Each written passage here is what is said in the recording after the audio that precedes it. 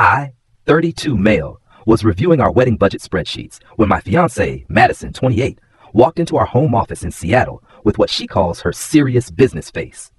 You know the look, the one she uses when she's about to drop some life-changing bombshell while pretending it's no big deal. Babe, we need to talk about something important regarding our finances after the wedding. I assumed she wanted to keep separate checking accounts or maybe discuss our retirement contributions. Cool, modern couples do that all the time. Financial transparency is healthy, right? What's on your mind? I'm keeping my partnership with Bryce's investment firm. I looked up from the laptop slowly. Bryce? Your ex-boyfriend, Bryce? It's purely financial. Our joint portfolio is worth $2.3 million now. If I dissolve the partnership, I lose access to his family's private equity connections. We're talking about losing millions in potential returns, Jake. For context, Madison dated Bryce Wellington for 5 years. They lived together for 3 of those years in a fancy downtown loft that his trust fund paid for. They broke up 2 years ago when she supposedly realized she wanted different things in life.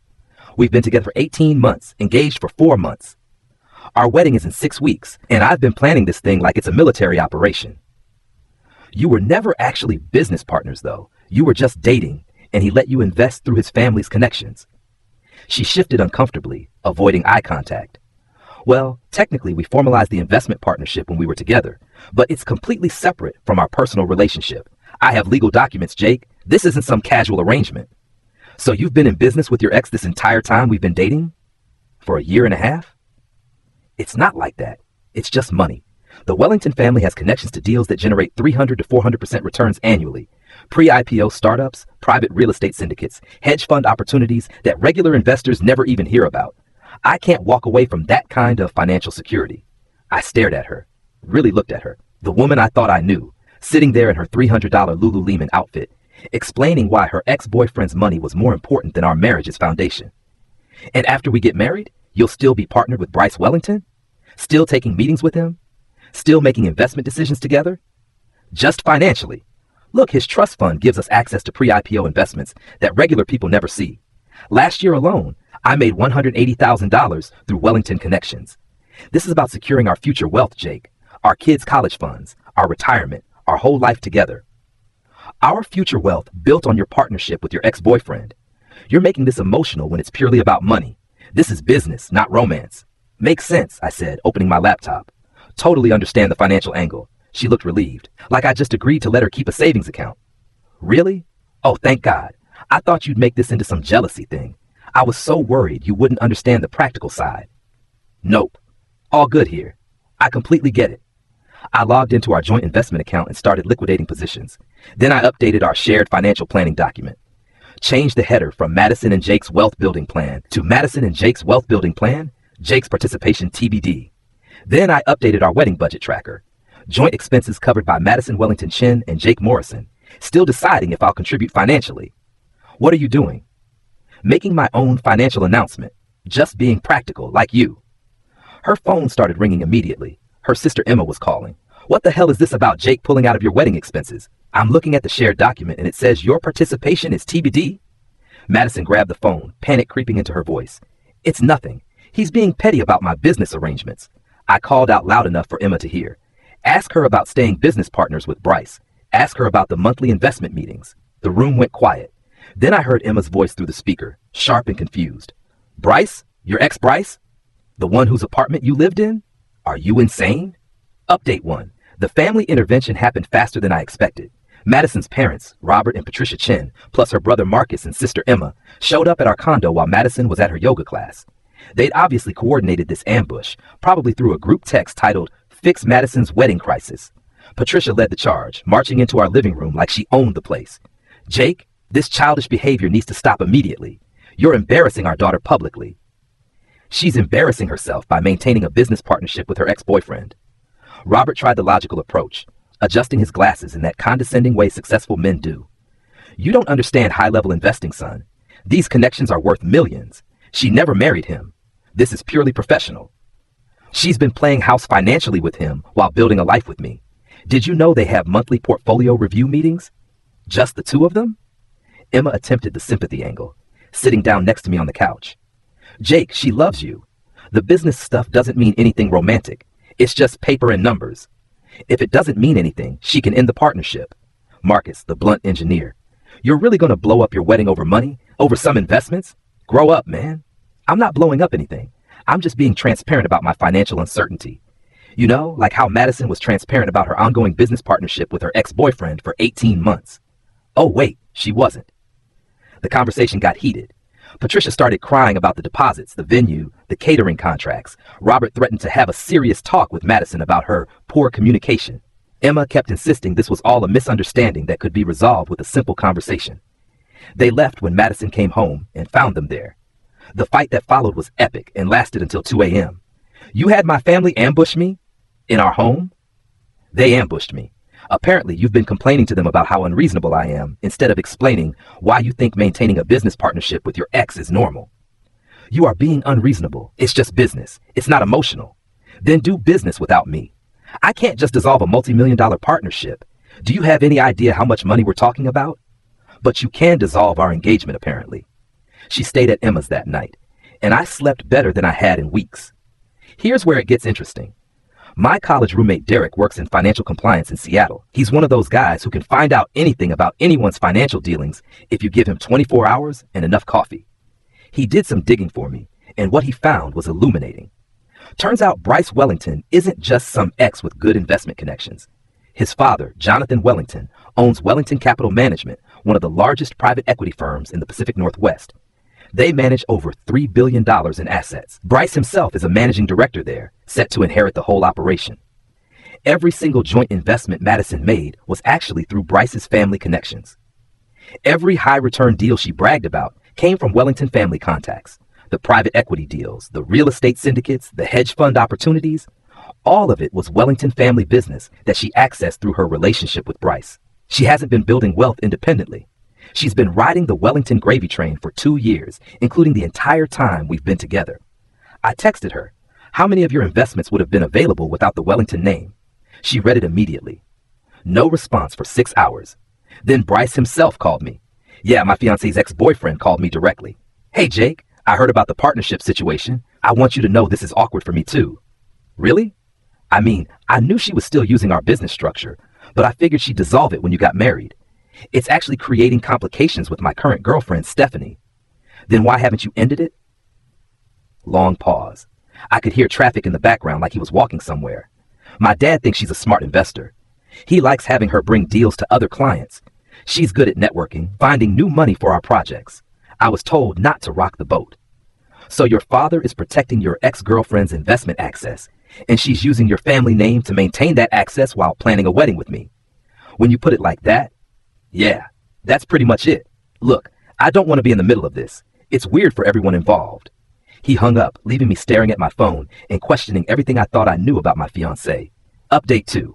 Madison came back the next evening with what she thought was a brilliant compromise. She'd clearly spent the day at Emma's house strategizing, probably with Pinterest boards and color-coded spreadsheets. I'll create a completely separate investment account for us, but I'm keeping the Wellington partnership for my personal portfolio. Complete separation, no mixing of funds. No. Why not? That's a perfect compromise. Because you're still maintaining a financial relationship with your ex-boyfriend. Also, that's not a compromise. That's you getting everything you want plus my money as a participation trophy. You're being impossible. This is about our financial future. I'm being consistent. You want to be a Wellington business partner. Be single personally. That's when she revealed the real issue, the thing she'd been hiding. I already signed commitments for 3 major deals through the Wellington partnership. If I pull out now, I'll lose $500,000 in guaranteed returns. These are contracts, Jake. Legal obligations. You signed financial commitments without telling me? When? Last month. I was going to surprise you when the returns came in. We could have paid off your student loans, put money aside for kids, maybe bought a house in Bellevue. With your ex-boyfriend's signature on the contracts? She threw her hands up in frustration. God, why are you so obsessed with Bryce? This isn't about him. It's about money. It's about our future. I'm not obsessed with Bryce. You are. You're literally trying to build our entire financial future on his family's connections while pretending it's normal. That's not. What about our retirement plans? Our kids' college funds? Do you want them going to community college because you were too proud to accept good investment opportunities? She went pale when she realized what she just said. I hadn't thought about mixing our family money with the partnership funds. Of course you hadn't. You're too busy thinking about your portfolio. Your portfolio built on your ex-boyfriend's family wealth. The conversation devolved from there. She started crying. I started laughing bitterly, and we both said things we probably shouldn't have. Then came the nuclear option. Her mother, Patricia, called me the next morning. Darling, Madison tells me you're having concerns about her business arrangements. I'm having concerns about her ongoing financial partnership with her ex-boyfriend. Yes. It's just pragmatic, dear. Surely you understand wealth building. In my day, we called it being smart with money. Would you have maintained a business partnership with your ex if it was profitable? That's different.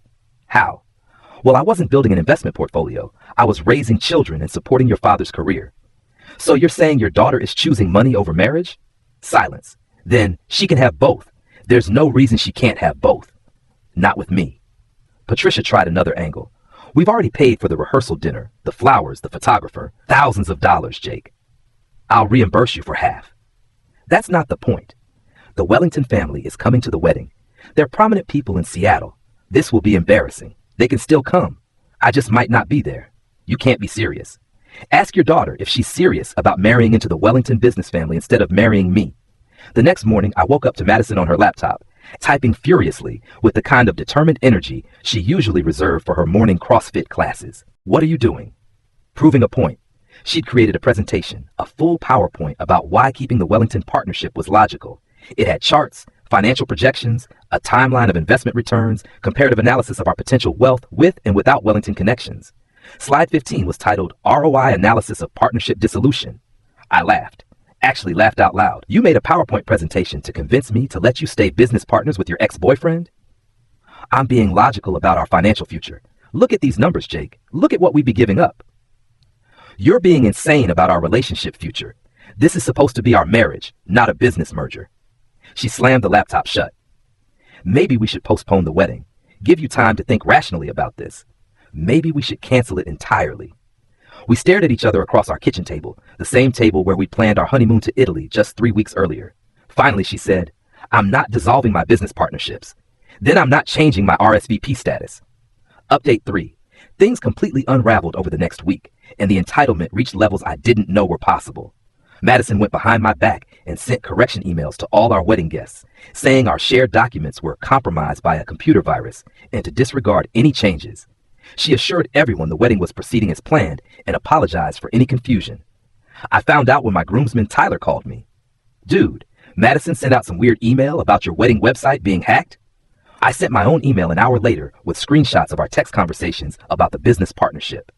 Subject line, not a virus, just honesty about my fiance's ongoing business partnership with her ex-boyfriend. The family explosion was immediate and spectacular. Robert called me directly within minutes. Son, you're humiliating my daughter publicly. This is going to be all over Seattle social media. She's humiliating herself by clinging to her ex-boyfriend's business connections. It's just money, Jake. Just business. Marriage isn't just business, Robert, unless she's marrying me for my 401k too. He hung up on me, but the damage was done. The screenshots were crystal clear. Madison discussing monthly meetings with Bryce, talking about maintaining our investment strategy, referring to our portfolio when she meant hers and her ex's. But then, something interesting happened. Madison's grandmother, Helen, reached out.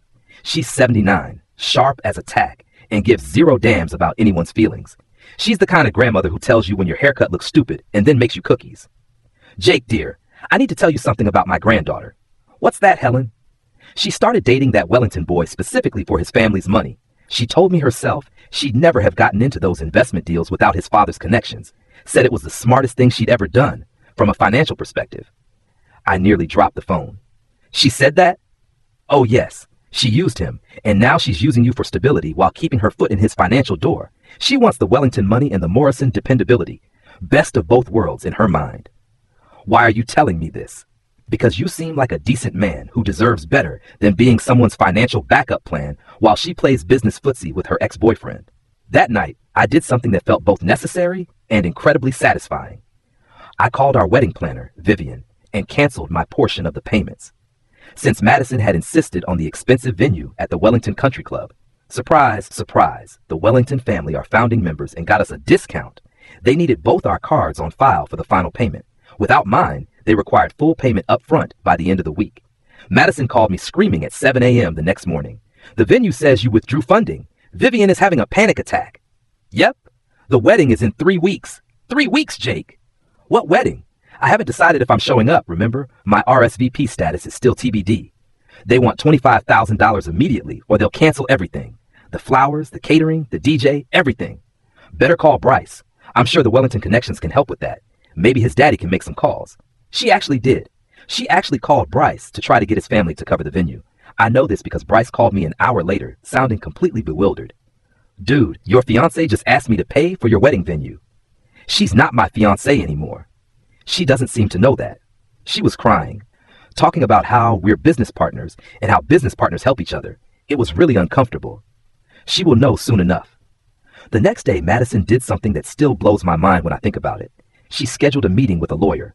Not just any lawyer, but Harrison and Associates, one of the most expensive family law firms in Seattle, to see if she could sue me for financial abandonment since we had joint investments and shared wedding expenses. The lawyer, who happened to be a friend of Derek's and gave me a heads up, told her, "Ma'am, you want to sue your fiancé for withdrawing from joint investments while you maintain a business partnership with your ex-boyfriend?" She stormed out when he started laughing. Update 4. The week before our supposed wedding became a circus of financial manipulation and emotional terrorism. Madison moved back in with her parents, but kept coming to the condo to collect personal items. Really, she was trying to guilt me with strategic crying sessions about our lost future wealth and how I was destroying everything we built together. I installed a Ring security camera after I came home to find her sitting in my living room with a box of tissues and her laptop, apparently working on investment projections for our reconciliation meeting. The camera caught her literally practicing her breakdown in the hallway before ringing the doorbell. She stood there for 3 minutes, working herself up to tears, then composed herself and rang the bell, looking distraught. Then came the ultimatum email. She CC'd both our families, her bridesmaids, my groomsmen, and what looked like half of Seattle's financial district. Dear Jake and concerned family members, after much reflection and consultation with financial advisors, I'm willing to compromise. I will maintain the Wellington partnership, but create a completely separate investment portfolio for our marriage. The business and personal will never mix, and Jake will have complete transparency into all marital finances. This represents a significant financial sacrifice on my part, as I'll be losing access to several high-yield opportunities by compartmentalizing our assets. This is my final offer. If Jake doesn't accept, I'll be forced to proceed with the wedding alone and explain to our 150 guests why he chose to abandon our future over something so trivial. Love and financial prosperity, Madison Chen, future Mrs. Morrison, pending resolution. I replied, all within 10 minutes. Dear Madison and everyone she decided to involve, a marriage where you keep separate business partnerships with your ex-boyfriend isn't a compromise. It's compartmentalization. You'd be Mrs. Morrison at home and Miss Wellington's business partner at the office. I won't be anyone's part-time husband while you play financial footsie with your ex. Also, wedding alone is just called a party. Jake Morrison, future ex-fiancé, status confirmed. P.S. Still deciding on attendance, but leaning heavily toward no. Her bridesmaids went absolutely nuclear. They created a group chat called Save Madison's Wedding and added me to it like I was some kind of intervention case. Emma, Jake, you're destroying her financial future. She's been crying for days. She can barely eat. Her friend Sophia from college. The deposits are non-refundable. Do you want her parents to lose all that money? Think about what you're doing to the family. Her college roommate Rachel, the maid of honor. I'm her best friend, and even I think you're being harsh, but please just give in. She loves you more than the money. Her work friend Jennifer. This is about more than you two. There are 150 people who took time off, booked flights, bought dresses. You're being selfish. I responded with individual Venmo requests to each of them for $4,166.67, their portion of the wedding costs if they wanted to save it so badly. If Madison's financial future is so important to all of you, put your money where your mouth is. They all left the chat immediately. But here's the best part, the part that made everything crystal clear. Remember how all of Madison's smart investments came through Bryce's connections? Well, Derek did more digging, and what he found was incredible. Turns out on the last 5 major deals, the ones worth over $1.2 million in returns, Madison was basically a silent partner putting up money while the Wellington family did all the actual work. The research, the due diligence, the negotiations, the risk assessment, the legal documentation, all of it was handled by Wellington Capital Management's team. Madison's role was essentially, here's my check, tell me where to sign. She was riding coattails and calling herself a savvy investor. She had business cards printed that said Madison Chen, Investment Portfolio Manager, when really she was just a client with a fancy title. Bryce's current girlfriend, Stephanie, found out about the whole situation and was absolutely pissed. She's a financial advisor herself and immediately understood what was happening. She called Madison directly. This ends now. Either you dissolve your partnership with my boyfriend immediately, or I'm reporting this conflict of interest to the SEC and the Washington State Department of Financial Institutions. Madison called me sobbing at 11 p.m. Stephanie is threatening to ruin my investment portfolio. She says she'll report me for financial fraud. Good. Jake, my entire financial strategy could collapse. I could lose everything. The strategy built on your ex-boyfriend's family connections? That strategy? You don't understand. Without those Wellington deals, I'll lose everything. My portfolio, my credit rating, my financial reputation. I'll have to start over from zero. Then maybe you should have learned to invest your own money instead of riding the Wellington gravy train for 2 years. I did invest. I put up real money, just under favorable conditions with someone I used to date while engaged to you. She hung up on me. The next morning, I woke up to 17 missed calls from Madison, 43 text messages, and 1 voicemail that was just her crying for 2 minutes straight. The text messages were a journey through the 5 stages of grief. Please call me back. We can work this out. You're being unreasonable. Just call me. Fine, don't call. But think about what you're throwing away. I hate you for doing this to us. I'm keeping the partnership. Deal with it. I forwarded them all to my lawyer. Update 5. 3 days before the wedding, Madison pulled what she thought was her ace in the hole. She showed up at my office, my actual workplace, during a team meeting, wearing the engagement ring and carrying a folder full of what she called our financial future. My boss, Janet, who's about as no-nonsense as they come, took one look at Madison's tear-streaked face in the folder and said, "Conference room, now." Madison spread out investment statements, portfolio projections, and bank account summaries across the conference table like she was presenting to a board of directors. Jake, look at what we'd be giving up. Look at these numbers. We could retire by 45. We could buy a house in Medina, send our kids to private school, travel the world. All of this goes away if I dissolve the Wellington partnership. And our marriage goes away if you don't. Why can't you understand that this is bigger than jealousy? This is about our entire life together. Janet, who had been quietly observing, finally spoke up. "Madison, can I ask you something?" "Of course. If Jake died tomorrow, would you still maintain this business partnership with your ex-boyfriend?" Madison went silent. "And if you and Jake got divorced, would you still maintain this partnership?" More silence. "So this partnership exists independently of your relationship with Jake. It's not about your future together.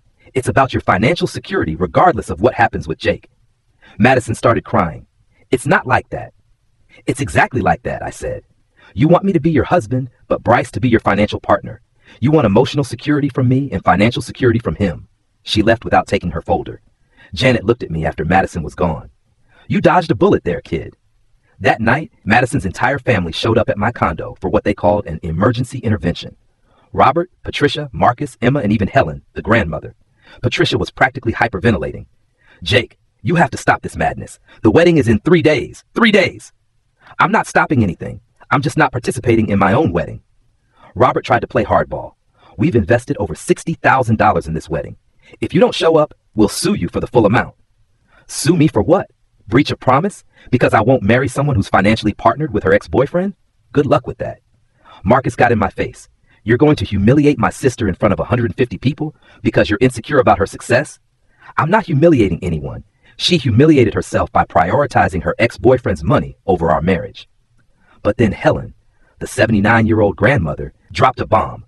"Oh, for crying out loud, just tell him the truth." Everyone stopped talking. "What truth?" I asked. Helen looked directly at Madison's parents. "Tell him about the prenup." Robert went pale. Patricia started shaking her head frantically. "What prenup?" I asked. Emma looked confused. "What is Grandma talking about?" Helen sighed heavily. "Madison had a lawyer draw up a prenup that protects her Wellington partnership assets from any future divorce proceedings. She was planning to spring it on you the day before the wedding." The room exploded. Everyone started talking at once, but I held up my hand. "Show me," Patricia stammered. "Jake, it's just a precaution. Everyone does prenups these days." "Show me the prenup." Madison, who had been silent this whole time, finally opened her purse and pulled out a legal document. 27 pages of small print, but the key section was highlighted in yellow. "All premarital business partnerships and associated assets shall remain the separate property of Madison Chen, including but not limited to the Wellington Capital Management Investment Partnership and all related financial instruments, returns, and future opportunities." I started laughing. Actually laughing. "So not only do you want to keep your business partnership with your ex-boyfriend, you want legal protection to make sure I can never touch any of it." It's just smart financial planning. It's a plan to have your cake and eat it too. You want a husband for emotional support and social status, but you want to keep your ex-boyfriend's family as your real financial partners. I handed the prenup back to her. "The wedding's off." Final update. I woke up on what would have been my wedding day to 127 text messages, 34 missed calls, and 12 voicemails. The bridesmaids, both families, random guests, college friends, work colleagues, and Madison had been busy burning up the phone lines. The highlight was a series of messages from Madison starting at 2:47 a.m. I'm at the venue in my dress. If you don't show up, I'll never forgive you. Jake, please, I'm begging you, just come. We'll figure everything out later. Everyone's asking where you are. I don't know what to tell them. This is humiliating. How could you do this to me? Fine, I hate you. I hope you're happy ruining my life. I replied with a single message. I never forgave you for choosing Bryce's money over our marriage. The responses were split about 60-40 against me. But honestly, I did go to the venue, not to get married, just to witness the conclusion of this saga and return the ring properly. I arrived at the Wellington Country Club in jeans and a Seattle Seahawks jersey. The place was fully decorated with white roses and gold accents, our colors. Guests were milling around in confusion, dressed in their wedding finest, while the groom was nowhere to be found. Madison was in the bridal suite, having what I can only describe as a complete emotional and financial breakdown. Robert approached me first, looking haggard. Jake, you came to your senses? Nope, just came to return this. I handed him the engagement ring. And to close this chapter properly, you're really doing this here now? In front of everyone? She really chose her ex-boyfriend's business partnership here, now, in front of everyone. Patricia tried next, her makeup already streaked from crying. Jake, please think about what you're throwing away. Think about your future together. A future where my wife prioritizes her ex-boyfriend's investment portfolio over our marriage? Where she signs secret prenups to protect her financial relationship with him? I have thought about it, Patricia. I've thought about it for weeks. Then Madison emerged from the bridal suite, and I have to admit, she looked stunning. Full wedding dress, professional makeup, hair done perfectly, the whole 9 yards of bridal magazine perfection. You came! She actually ran toward me in her dress, bouquet in hand. To say goodbye, Madison. She stopped dead in her tracks. What? I'm not marrying someone who values their ex-boyfriend's financial connections more than our relationship. Someone who was planning to ambush me with a prenup designed to protect those connections. It's just business. Why can't you understand that? Then conduct your business while single. I can't dissolve a multi-million-dollar partnership. You're asking me to give up my entire financial future. Then I can't marry you. The entire room was watching at this point. Guests were filming on their phones. Emma was trying damage control, telling people it was a pre-ceremony discussion and everything would be fine. Madison's final desperate attempt. If you leave now, I'll tell everyone you're financially irresponsible and jealous of successful women. I laughed out loud. Go ahead, Madison. Tell them I'm financially irresponsible. Tell them I'm jealous. At least then they'll understand why I don't want to marry someone who's financially dependent on their ex-boyfriend's family while pretending to be independent. But then came the plot twist that made this whole thing worth it. Bryce and Stephanie were there. Yeah, Madison had invited them to the wedding to show there were no hard feelings about the business arrangement. Stephanie stood up from her seat in the middle of the ceremony area and addressed the room. Actually, Madison, since we're all here, why don't you tell everyone about how you begged Bryce to break up with me last month so you could streamline the partnership without romantic complications? The entire room went silent. You could hear the catering staff in the kitchen dropping plates. Bryce looked stunned. You what? Madison went white as her wedding dress. That's not. I didn't. Stephanie, you're lying. Stephanie pulled out her phone. I have the voicemails, Madison. You called him 6 times last month. You said, and I quote, if you really cared about preserving our investment strategy, you'd understand why personal relationships complicate business partnerships. We work better together without outside interference. She played one of the voicemails on speaker. Madison's voice filled the room. Bryce, I know this is awkward, but Stephanie doesn't understand what we have. Our financial connection is deeper than what you have with her. Maybe it's time to choose between your investment future and your romantic present. Bryce stood up, his face red with embarrassment and anger. We're done, Madison, and I'm dissolving our partnership effective immediately. My father will be contacting you about unwinding all the investments. You can invest your own money from now on. They left, along with the entire Wellington family and most of their connected friends. Madison turned to me, mascara running, bouquet wilted. This is all your fault. No, Madison, this is all yours. You chose a business partnership over a marriage. You chose your ex's money over our love. You chose financial security over emotional honesty. I left her standing there in her wedding dress in front of the remaining guests in the country club her ex-boyfriend's family owned. The aftermath was absolutely glorious. According to multiple sources, Emma, who felt guilty about the whole thing, and various mutual friends, Madison had her reception anyway. About 30 people showed up out of 150. She gave a speech about choosing financial independence over emotional dependency that someone posted on TikTok. The comments were absolutely brutal. The SEC opened an investigation into her investment activities after Stephanie's complaint about potential fraud and misrepresentation. The Wellington family cut all business ties, and she lost access to every single high-yield investment opportunity she'd been bragging about. She had to sell her downtown Seattle condo because she couldn't afford the mortgage without the partnership income. Moved back in with her parents at 28 years old. Her guaranteed returns evaporated when she lost access to the Wellington deals. Turns out, without their connections, she was just another retail investor with a fancy business card. Last week, she texted me from a new number. I would have ended the partnership eventually, after we were more established. Would have, could have, didn't, she replied. I'm keeping my investment portfolio separate from personal relationships from now on. Cool. Stay single and broke then. Blocked her immediately. I'm doing great, by the way. Started dating Sarah from my CrossFit gym about 3 months later. First thing she told me when we started getting serious. I don't even have a business relationship with my ex. Too much drama. I prefer clean breaks and honest finances. When I told her the whole Madison story, she laughed for 15 minutes straight. She wanted to stay business partners with her ex-boyfriend? While marrying you? Was she trying to backdoor her way back into his family fortune or create some kind of financial love triangle? We're taking it slow, but she's already said if we ever get serious about combining finances, she believes in joint accounts and shared investment strategies. No ex-boyfriends involved, no secret prenups, no monthly business meetings with former romantic partners. To everyone asking in the comments, no, I don't regret it. Not for 1 second. Madison showed me exactly who she really was. Someone who'd rather have prestigious investment connections than a genuine partnership. Someone who wanted to be financially married to the Wellington family while being legally married to me. Someone who thought she could have both without any consequences. She wanted to be a Wellington business associate more than she wanted to be my wife. Good luck building wealth on someone else's family connections while burning bridges with everyone who actually cared about you as a person rather than a financial instrument. Hope those dissolved partnerships and SEC investigations keep you warm at night, Madison. Oh, and Helen, the 79-year-old grandmother who spilled the tea about the secret prenup, called me yesterday. You dodged a financial bullet the size of a nuclear missile, dear.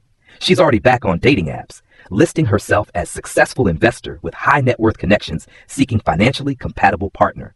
The delusion continues, but now she's doing it from her childhood bedroom. The woman is 28 years old, living with her parents under SEC investigation, and still advertising herself as a successful investor. Some people never learn. But hey, at least she's got her financial independence, right? Final update, 6 months later. I couldn't resist sharing this last bit because it's too good not to tell. Derek, my compliance friend who originally did the digging on Madison's financial situation, ran into her at a Starbucks in downtown Seattle last week. Apparently, she's working as a financial consultant for small businesses now. Translation, she's helping mom and pop shops set up their QuickBooks accounts for $25 an hour. She tried to pitch him on some cryptocurrency investment scheme she'd gotten involved with. When he politely declined, she launched into a 15-minute rant about how traditional investment structures are outdated and how she was pioneering new financial paradigms. Derek texted me, "Dude, your ex is trying to get people to invest in something called Coin. She's completely lost it." I looked it up. It's real. Madison Shen has created her own cryptocurrency. The website features her professional headshots and testimonials from satisfied investors, all of whom appear to be stock photos with fake names. The best part? The tagline for Coin is investment opportunities that transcend traditional relationship boundaries. I cannot make this up. Meanwhile, Sarah and I just bought our first house together. We have a joint checking account, a shared investment portfolio managed by an actual licensed financial advisor who isn't anyone's ex-boyfriend, and absolutely zero cryptocurrency schemes. Last night, Sarah found Madison's Coin website and spent 20 minutes reading the white paper out loud in different voices. Her impression of Madison's financial visionary persona had me crying with laughter. With Coin, investors can achieve financial liberation while maintaining strategic partnerships across multiple relationship sectors, Sarah read in an exaggerated, serious voice. What the hell does that even mean? It means she still thinks having business relationships with ex-boyfriends is normal, I replied. Well, good luck finding investors for that business model. According to the website, Coin has raised $347 from 3 investors. I have a strong suspicion those 3 investors are her parents and Marcus, her engineer brother, who probably invested out of pity. The SEC investigation, by the way, concluded with Madison receiving a formal warning and being required to pay back several clients who claimed she misrepresented her investment expertise. no criminal charges, but her financial advisor dreams are officially dead. Emma called me last month to apologize for how her family handled everything. Apparently, Madison has burned through most of her remaining friendships by constantly asking people to invest in Mattycoin or join her financial revolution. She keeps saying you destroyed her life, Emma told me. But honestly, Jake, I think you saved yourself from years of this insanity. She's completely delusional about money now. She was delusional about money then too, I pointed out. The difference is now she doesn't have Bryce's family propping up her delusions. Even Helen, the savage grandmother, has given up on Madison. She called me 2 weeks ago just to chat. We've stayed in touch because she's hilarious and gives great life advice. That granddaughter of mine is trying to get me to put my retirement savings into her computer money scheme, Helen said.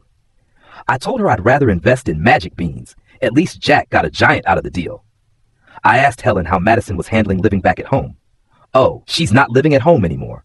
She moved in with some girls she met at a crypto conference in Portland. They're running their digital investment consultancy out of a studio apartment in Capitol Hill.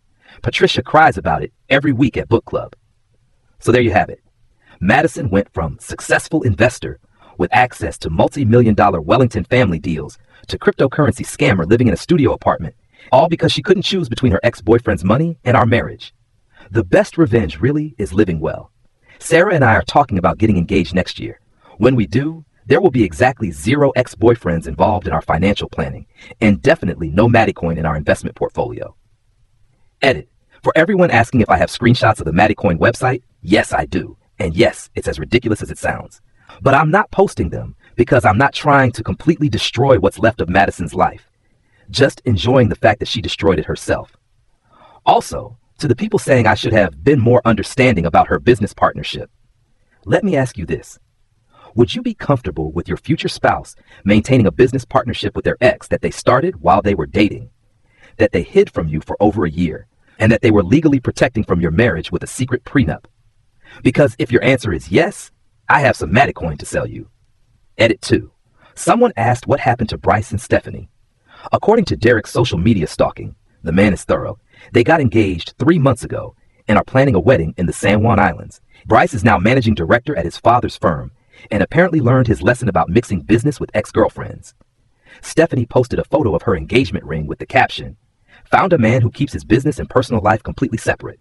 No ex-girlfriend business partners, no shared investment portfolios with former romantic interests, no complications, just love and transparency." I like the post. Edit 3. For those keeping track, here's the Madison timeline. Lost Wellington family connections. Check lost downtown condo. Check lost financial advisor credibility. Check lost SEC investigation. Check with formal warning. Lost most friendships. Check. Lost family support. Check. Gained cryptocurrency scam. Check. Gained studio apartment with crypto conference roommate. Check.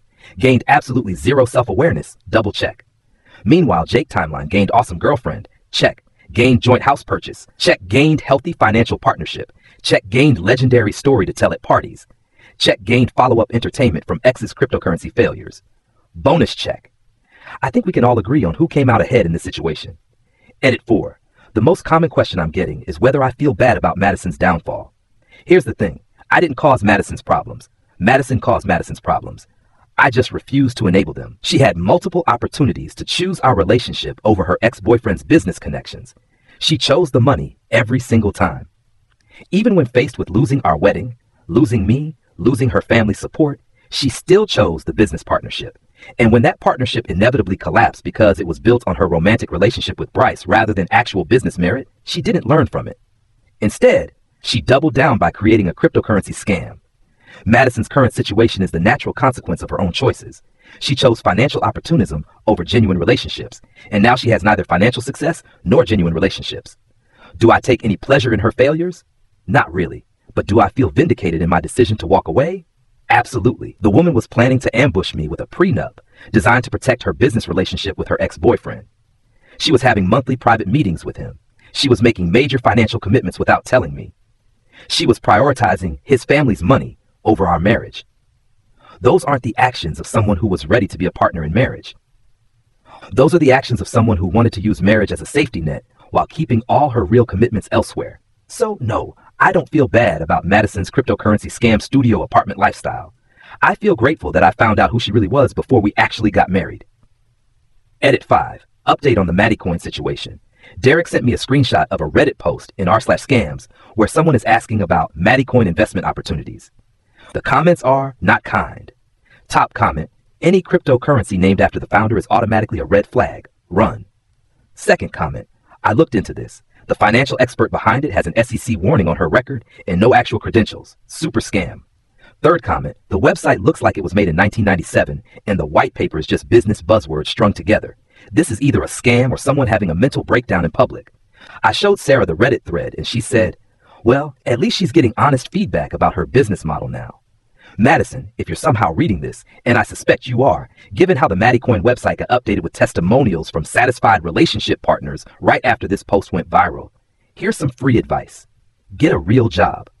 Learn actual financial skills. Stop trying to make money off your ex-boyfriend connections or cryptocurrency schemes. Maybe consider therapy to figure out why you prioritize money over human relationships.